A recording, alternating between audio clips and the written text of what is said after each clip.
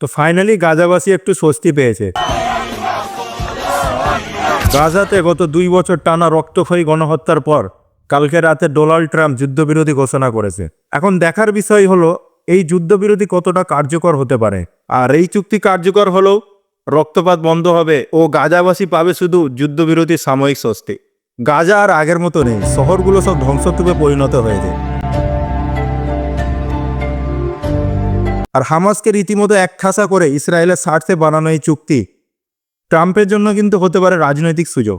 সে নিজের নাম ইতিহাসে শান্তির দূত হিসাবে লিখে রাখতে পারবে। অথচ এই দীর্ঘ যুদ্ধ টিকেই ছিল আমেরিকার কারণে। ইসরায়েল একা এত বড় বৃহৎ গণহত্যা চালানোর সামর্থ্য রাখত না। অস্ত্র, অর্থ আর কূটনৈতিক ছায়া সবই এসেছিল ট্রাম্পের কাছ থেকে। আর মজার বিষয় হলো ট্রাম্প একটা ক্রেডিট নেবার ওস্তাদ। বহুদিন ধরে সে নোবেল শান্তি পুরস্কারের আশায় আছে। বাকি দেখা যাক কি হয়। আপনি এ বিষয়ে কি মনে করেন কমেন্ট বক্সে জানাবেন।